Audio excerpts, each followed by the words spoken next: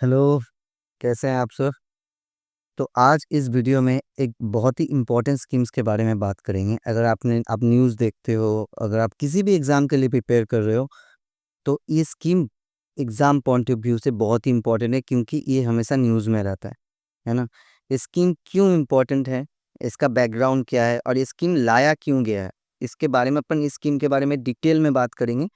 और स्कीम अगर आप इस वीडियो को पूरा देखते हो तो आप स्कीम के रिलेटेड कोई भी सवाल चाहे किसी भी एग्जाम में हो, आपसे इसके आउटसाइड जो है नहीं आएगा, इसके बाहर नहीं आएगा, आप सारे क्वेश्चन अटेम्प्ट कर पाओगे।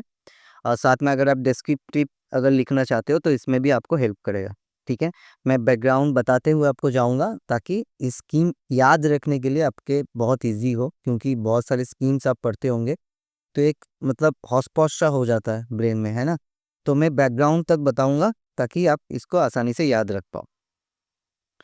अगर आप ये जो डिटेल्स हैं, इसको जो मैंने अटैच किया हुआ है, तो इसको अपन बाद में स्कीम को डिस्कस जब कर लेंगे, उसके बाद में डिस्कस करेंगे, तब आप ऑटोमेटिक समझ जाओगे कि इसमें लिखा हुआ क्या है। आप तब तक ये जो डेटा वगैरह है, ये जो वैल्यू है, तब तक आपको याद हो चुका होगा, है ना? तो शुरू करते हैं PM PM Vidya Lakshmi scheme के बारे में। एक स्कीम आया था, आप लोगों को अगर याद है, वो है आत्मनिर्भर भारत। आत्मनिर्भर भारत। अगर ये स्कीम के बारे में अगर आपको पता है तो वेल एंड गुड। अगर नहीं पता है तो आप कमेंट सेक्शन में ज़रूर बताइएगा। बहुत इंपॉर्टेंट एक स्कीम है, और इस स्कीम के बारे में मैं डिटेल वीडियो इस चैनल पे डाल दूंगा ताकि स्कीम भी आपको क्लियर हो जाए। तो एक आत्मनिर्भर भारत आया था स्कीम।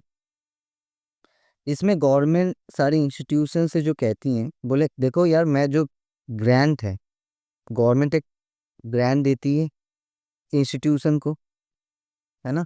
एक इंस्टीट्यूशन को ग्रांट देती हैं, तो गवर्नमेंट कह रही है कि देखो, अब से मैं ग्रांट जो है वो घटा दूंगा, है ना? अब से मैं ग्रांट घटा दूंगा, तो जो एक्सपेंसेस है आप लोगों के, वो आप खुद से अरेंज करो, आत्मनिर्भर बनो, है ना? यानी कि सेल्फ सफिशिएंट। ठीक है, इसके लिए गवर्नमेंट ने जो है ग्रांट जो है वो घटा दिया है यूनिवर्सिटी का। अब यूनिवर्सिटी का एक एक्सपेंसेस है जिसको यूनिवर्सिटी को कवर करना है, तो उसके लिए यूनिवर्सिटी, आप देखते होंगे कि बहुत सारी यूनिवर्सिटीज़ जो है वो कोर्सेज ला रही हैं कि ये कोर्स कर लो, वो कोर्स कर लो, है ना? बहुत सारे कोर्सेज की जो अभी डिमांड है, ऑनलाइन कोर्स हो गया, तो इसका जो अवेलेबिलिटी है वो बढ़ चुका है। ठीक है। दूसरा है, अगर गवर्नमेंट ग्रांट घटा देगी, सेंट्रल गवर्नमेंट से जो फंड आता है, या आप फंड भी कह सकते हो, ये जो फंड आता है इसको अगर कम कर दिया गवर्नमेंट ने, तो जाहिर सी बात है, इसका जो एडमिशन फीस वगैरह है ये बढ़ जाएगा, है ना? और न्यूज़ में बहुत सारे हैं कि मान लो ये एक स्टूडेंट है, ठीक है, इसने कोई एग्ज़ाम क्रैक किया हुआ है, मान लो आईआईटी का जेईई मेंस क्रैक कर चुका ही है, ठीक है। अब इसका स्कोर अच्छा है, पर ये जब आईआईटी में एडमिशन लेने जाता है तो देखता है कि आईआईटी में जो फीस है वो बहुत हाई हो चुका है, फीस बढ़ चुका है। तो ये, इसके पास इतना पैसे नहीं है और बैंक इसको लोन भी नहीं दे रही है इसके लिए, और पुअर स्टूडेंट है, तो ये अपॉर्चुनिटी भी जो है इसको वो नहीं ले पाए कुछ कारणवश, है ना? और ये एक सिनेरियो नहीं है, ये एक न्यूज़ है। जो अगर आप न्यूज़पेपर पढ़ते होंगे तो इस तरीके का न्यूज़ आप देखते होंगे कि एडमिशन नहीं ले पाए कुछ स्टूडेंट ने, गरीब होने के कारण, किसी स्टूडेंट ने सुसाइड कर लिया फीस के कारण।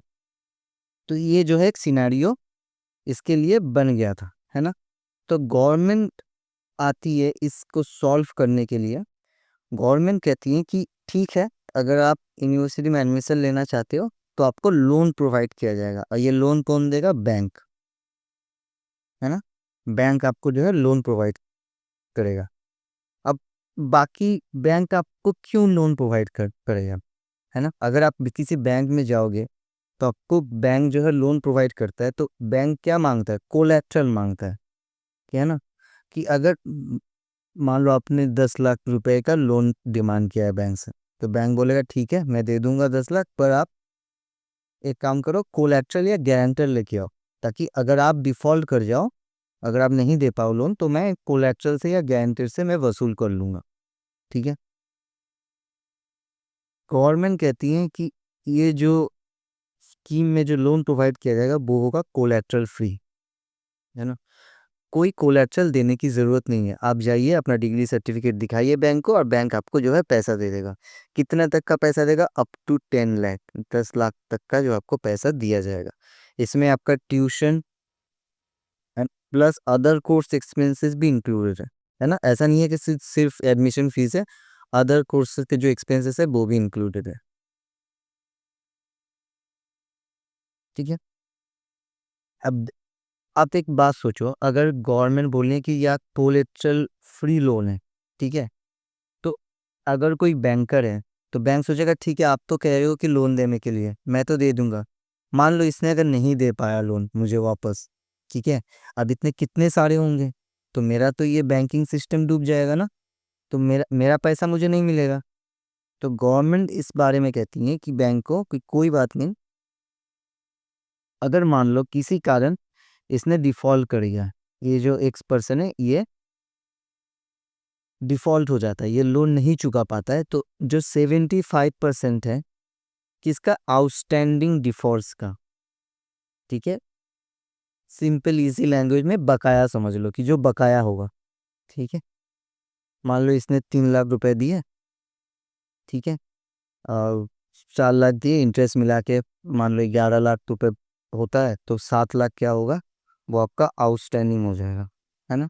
ये 75% जो आउटस्टैंडिंग डिफॉल्ट्स हैं, ठीक है, मैक्सिमम 7.5 लाख, ठीक है, अप टू, ये गवर्नमेंट क्रेडिट गारंटी जो है बैंक को देगा, क्रेडिट गारंटी।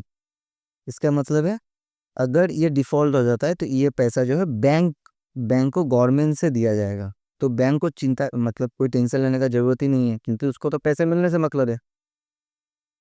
तो वो गवर्नमेंट कह रही है कि अगर वो कोई बात नहीं, अगर वो X% जो है पैसा नहीं दे पाया तो मैं दे दूंगा। कितना? मैक्सिमम 7.5 लाख।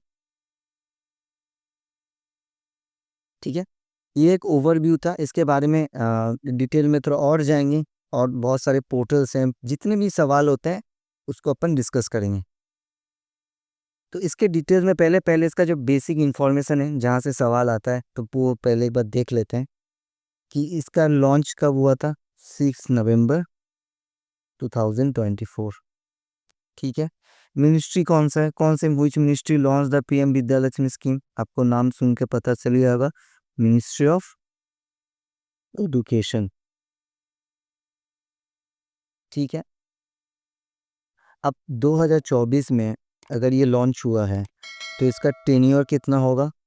2024-25 से 2030-31। ठीक है, 6 साल का ये फाइनेंशियल ईयर है, FY का मतलब। ठीक है, मतलब अगर आपको पता ही होगा फाइनेंशियल ईयर होता क्या है, कि अप्रैल से लेके मार्च तक का जो है जो ईयर होता है वो फाइनेंशियल ईयर होता है। ठीक है, टोटल यूनिवर्सिटीज़ कितने एलिजिबल है? आपके सारी यूनिवर्सिटी में, किसी भी यूनिवर्सिटी में अगर आप अप्लाई कर रहे हो, अगर हायर एजुकेशन कर रहे हो तो सब में मिलेगा। गवर्नमेंट यहाँ पे एक लिस्ट जारी करती है, वो है 860 या 860 यूनिवर्सिटीज़ का, यूनिवर्सिटीज़ और इंस्टीट्यूशन। ठीक है, इसको कहा जाता है QHEIS, याद रखना इसको। इसका फुल फॉर्म है क्वालिटी, अगर आप डिस्क्रिप्टिव आंसर लिख रहे हो तो ये जो टर्म है इसको बिल्कुल यूज़ करना। ठीक है, क्वालिटी हायर एजुकेशन इंस्टीट्यूट्स। ठीक है, ये 860 यूनिवर्सिटीज़ का जो लिस्ट जारी किया है, अगर इसमें आप एडमिशन लेते हो तो स्कीम के लिए आप लोन ले सकते हो। इसमें कौन कौन से यूनिवर्सिटीज़ आते हैं? एक तो जो टॉप 100 NIRF रैंकिंग में आते हैं जो यूनिवर्सिटीज़। ठीक है, ये NIRF रैंकिंग हर साल चेंज होता है, ये आपको पता होगा, अपडेट एवरी ईयर, है ना। तो उसे उस हिसाब से आप एलिजिबल हो, हर साल देखा जाएगा कि NIRF रैंकिंग में आपका जो जिस कॉलेज में आप एडमिशन ले रहे हो तो उसका मतलब कितना है रैंकिंग वगैरह। स्टेट गवर्नमेंट में आपका रैंकिंग जो है 101 से 200 के तक आपका NIRF रैंकिंग, है ना, इसमें आपको दिया जाएगा। तीसरा है ऑल सेंट्रल गवर्नमेंट इंस्टीट्यूशन। आप किसी भी सेंट्रल गवर्नमेंट के इंस्टीट्यूशन में अगर अप्लाई कर रहे हो, अगर आपको मिला है चांस, तो आप इसमें एलिजिबल हो लोन लेने के लिए। ठीक है, ये जो बेसिक से इंफॉर्मेशन है जो हर पूछता है हर साल, है ना, एक ना एक सवाल आपको इस स्कीम के बारे में किसी भी एग्जाम में देखने को मिलेगा, क्योंकि बहुत इंपॉर्टेंट एक स्कीम है। गवर्नमेंट एक टारगेट लिए ये भी पूछ लेता है कभी कभी, ठीक है, स्टूडेंट का नंबर पूछ लेता है कि 22 lakh student every year government जो है वो ये फाइनेंशियल एड जो है प्रोवाइड करेगा, फाइनेंशियल एड यानी कि लोन। ठीक है, ये बेसिक से इंफॉर्मेशन था। अब इसके थोड़ा डिटेल में जाते हैं कि बाकी और क्या क्या इंफॉर्मेशन स्कीम्स के बारे में हमें मिल सकता है।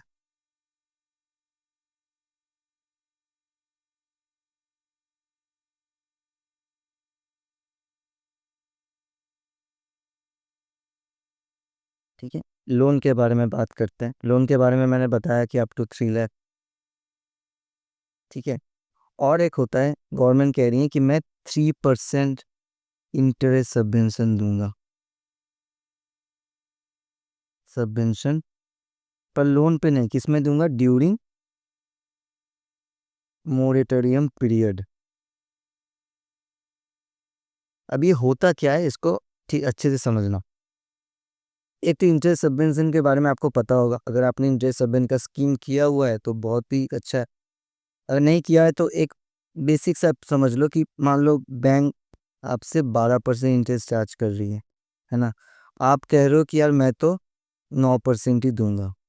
ठीक है, अब वो दोनों आप गवर्नमेंट के पास जाते हो, ये बैंक कहता है कि यार मैं तो, मुझे तो यार 12 ही चाहिए, 12% ही चाहिए, इसके नीचे मैं नहीं दे सकूंगा। और ये जो एक पर्सन ये बोलने कि मैं तो 9% के नीचे नहीं दे पाऊंगा, तो गवर्नमेंट क्या करती है, इंटरेस्ट सबवेंशन देती थी कि 3%।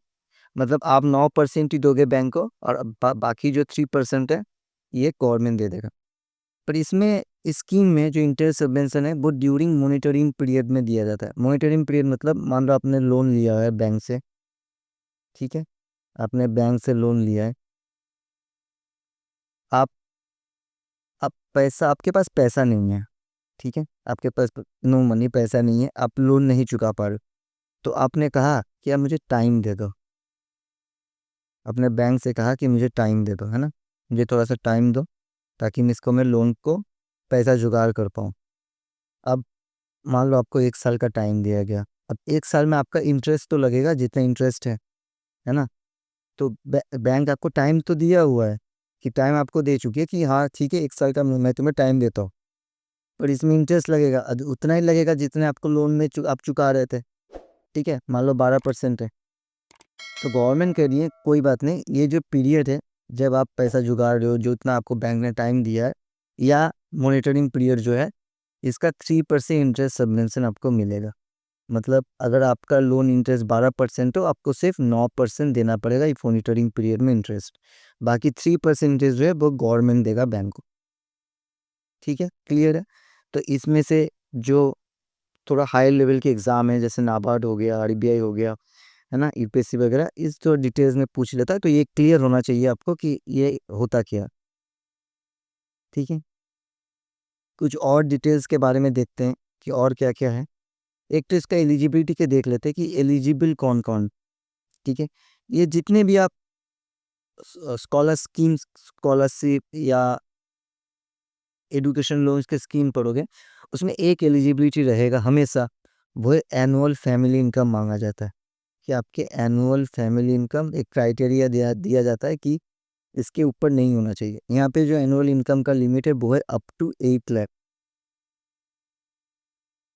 ठीक है, दूसरा, अगर आप आपका एनुअल फैमिली इनकम 8 लाख से नीचे है तो आप स्कीम के लिए एलिजिबल हो। और दूसरा, अगर आपने कोई अदर स्कॉलरशिप नहीं लिया हुआ है, तब आप इस स्कीम के लिए अप्लाई कर सकते हो। अगर आप स्कॉलरशिप लिया हुआ है तो फिर आप इस स्कीम के लिए एलिजिबल नहीं हो।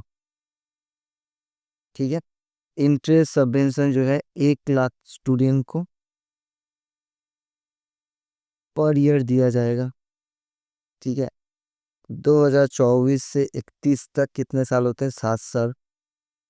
ठीक है, अभी मैंने टेन्योर पढ़ा था हम लोगों ने कि 7 साल का है, तो इसमें 7 लाख फ्रेश स्टूडेंट। ठीक है, अब 7 लाख फ्रेश स्टूडेंट मतलब 3600 करोड़। तो इसका बजट कितना है? 3600 करोड़ का यहाँ पे बजट दिया गया है। ठीक है, अब कुछ पोर्टल्स वगैरह हैं, वहाँ से भी सवाल पूछ लेता है अगर स्कीम के बारे में डिटेल्स में किसी एग्जाम में आस्क होता है, तो कुछ पोर्टल्स हैं, उसको भी एक बार देख लेते हैं कि पोर्टल्स क्या क्या है। पोर्टल है पीएम विद्या लक्ष्मी पोर्टल।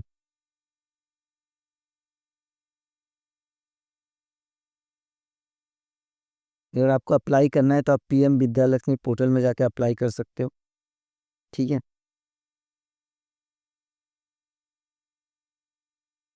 इस पोर्टल में जो पेमेंट है इंटरेस्ट सबवेंशन का, payment of interest subvention,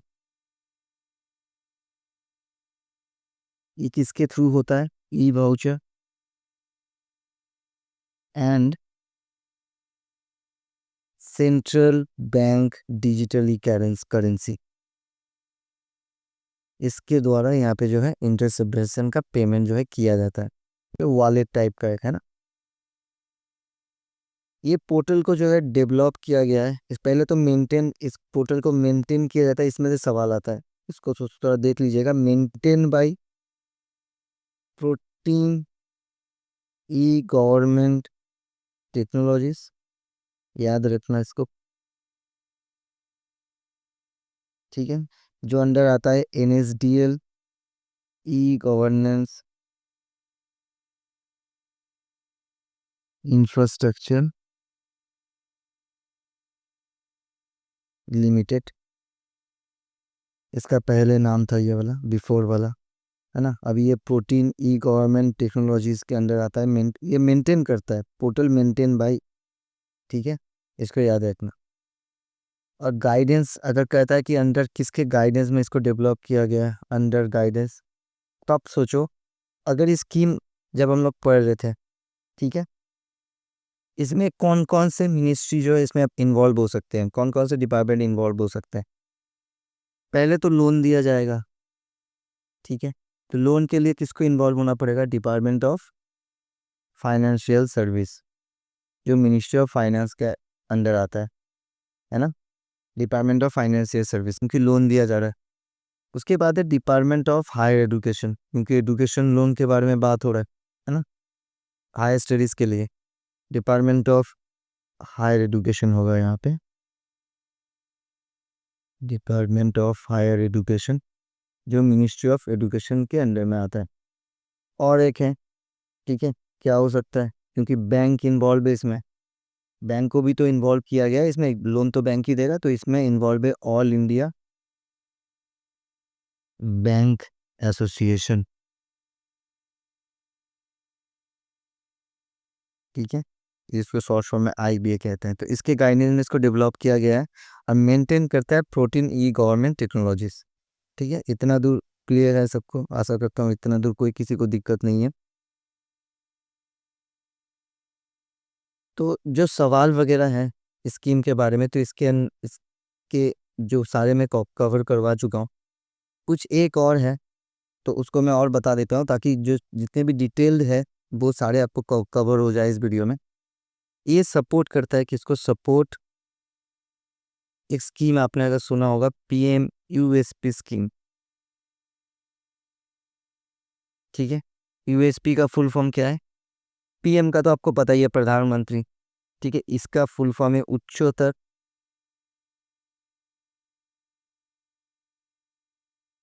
S for शिक्षा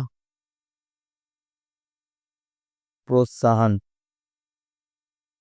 ठीक है, इसका मतलब उच्चतर शिक्षा प्रोत्साहन, मतलब हायर स्टडीज के लिए आपको इंकरेज कर रहे हैं स्कीम। ठीक है, ये जो पीएम विद्यालक्ष्मी स्कीम है ना, ये सेंट्रल सेक्टर स्कीम है, ये थोड़ा नोट कर लीजिएगा। इसको मैंने बताया नहीं था। सेंट्रल सेक्टर मतलब 100% जो है वो सेंट्रल गवर्नमेंट की तरफ से दिया जाएगा, और सेंट्रल स्पॉन्सर जो है सेंट्रल और स्टेट मिल बांट के करते हैं ये स्कीम इम्प्लीमेंटेशन, है ना। ये भी स्कीम जो है सेंट्रल सेक्टर है, सेंट्रल सेक्टर स्कीम है। ठीक है, क्रेडिट गारंटी यहाँ पे भी दिया जाता है। ठीक है, पर इस स्कीम में जो एनुअल फैमिली इनकम जो है, इसका जो लिमिट है वो कितना रखा गया था, 4.5 लाख। मतलब अगर आपका अगर 4.5 लाख के नीचे है इनकम, एनुअल फैमिली इनकम, तब आप इस स्कीम के लिए अप्लाई कर सकते थे। ठीक है, और इसमें भी एजुकेशन लोन जो है, लोन कितना दिया जाता है, 10 लाख तक का। ठीक है, 10 लाख तक का लोन यहाँ पे दिया जाता है। ठीक है, पीएम विद्यालक्ष्मी स्कीम में क्या है, ये 8 लाख है और इसमें 4.5 लाख। कभी कभार इससे भी सवाल पूछ रहा था, अगर पीएम विद्यालक्ष्मी स्कीम न्यूज़ में है तो थोड़ा सा टफ करने के लिए पेपर आपको स्कीम के बारे में भी सवाल पूछ सकता है ना, कि पीएम यूएसपी में आ, उच्चतर शिक्षा प्रोत्साहन स्कीम में आपका एनुअल फैमिली जो इनकम का जो लिमिट है, एलिजिबिलिटी, वो कितना दिया गया है, वहाँ पे आपको 8 लाख दे देगा। तो वो उसको आपको मतलब मिसअंडरस्टैंड नहीं होना है। पीएम विद्यालक्ष्मी जो है, जो 8 लाख का अमाउंट है, और पीएम यूएसपी में 4.5 लाख का। ठीक है, इस स्कीम के बारे में अपन पूरा डिटेल में बात कर चुके हैं। एक बार अब वो जो डैशबोर्ड में जो पहले जो मैंने 2 फोटो दिखाया था, उसको एक बार देखते हैं, किसी पॉइंट्स को समझने में आपको दिक्कत है या नहीं। ये पहले क्या आ गया कि टोटल आउटले 3600 करोड़। हम लोगों ने डिस्कस किया था कि 1 लाख स्टूडेंट अगर पर ईयर वहाँ पे दिया जा रहा है, तो 7 साल में 7 लाख फ्रेश स्टूडेंट यहाँ पे लिया जाएगा, जिसमें 3600 करोड़ का बजट होगा। ठीक है, 807 हाई एजुकेशन इंस्टीट्यूशन, या आप कह सकते हो क्वालिटी हायर एजुकेशन इंस्टीट्यूशन। ठीक है, benefiting 22 lakh new student every year, हम लोगों ने कहा था। देखिए, ये 6 नवंबर का डेटा है। ठीक है, तो इसको थोड़ा आप देख लेना। अगर कोई रिसेंट डेटा है, जो रिसेंट डेटा बता रहा है, तो उसको आप अवॉइड करना। वो एग्जाम के 1-2 महीने के पहले का डेटा आप देख के जा सकते हो। Students having annual family income up to 8 lakh shall be eligible for get 3% interest submission loan up to 10 lakh. ठीक है, क्लियर है। 7.5 लाख का आपको 75% क्रेडिट गारंटी मिलेगा। Education loan will be facilitated through एक ट्रांसपेरेंट, स्टूडेंट फ्रेंडली, जो आपको इजी लोन प्रोसेस होगा, डिजिटल एप्लीकेशन प्रोसेस जो इजी होगा, आपको बैंक के इतने चक्कर नहीं काटने पड़ेंगे। PM Vidyalakshmi is another point की steps towards implementation of NEP. NEP मतलब नेशनल एजुकेशन पॉलिसी। ठीक है, बहुत इंपॉर्टेंट पॉलिसी, आपको जरूर पढ़ना चाहिए नेशनल एजुकेशन पॉलिसी। अगर आप नेशनल एजुकेशन पॉलिसी नहीं पढ़ते हो, तो आप रिलेट नहीं कर पाओगे कि बहुत सारे स्कीम्स हैं नेशनल एजुकेशन पॉलिसी के। रिसेंटली एक स्कीम आया था जहाँ पे रिसर्च पेपर्स वगैरह को नया स्कीम लॉन्च हुआ है। रिसर्च पेपर्स वगैरह को जो है वो एक्सेस करवा रही है गवर्नमेंट। तो स्कीम क्यों ला रही है गवर्नमेंट, इसको समझने के लिए आपको नेशनल एजुकेशन पॉलिसी पढ़ना पड़ेगा। अगर आप जानते हो तो वेल एंड गुड है, अगर नहीं जानते हो तो आप जरूर कमेंट सेक्शन में कमेंट करिएगा। मैं इसको डिटेल में डिस्कस करूंगा कि स्कीम है क्या या पॉलिसी है क्या, ताकि जितने भी आप न्यूज़ पढ़ते हो उसको आप रिलेट कर पाओ और उसको आप समझ भी पाओ, अच्छा इसलिए ये हो रहा है, या गवर्नमेंट कौन सी स्टेप ले सकती है इसके बाद। ये जो अंडरस्टैंडिंग है ये आपका तभी डेवलप होगा जब ये जो फ्लैक्सी स्कीम्स है, पॉलिसी है, इसके बारे में आपका ऑन डिटेल नॉलेज होगा और आप सोचोगे कि अच्छा इसके लिए ऐसा हो रहा है। ठीक है, तो आज के वीडियो के लिए इतना ही। कैसा लगा वीडियो आप ज़रूर बताइएगा कमेंट सेक्शन में। अगर अच्छा लगा तो लाइक और सब्सक्राइब करके जाइएगा। ठीक है, ताकि जितने भी स्कीम्स वगैरह, इंपॉर्टेंट स्कीम्स वगैरह मैं पढ़ाऊँ, वो आपके न्यूज़फीड में शो करे, आप इसको अच्छे से देख पाओ। और दूसरा है, अगर ऐसा वीडियो चाहिए तो नोटिफिकेशन और बेल आइकन को भी प्रेस कर ले, ताकि बाद में जब भी मैं वीडियो अपलोड करूँ वो आपको पता चले।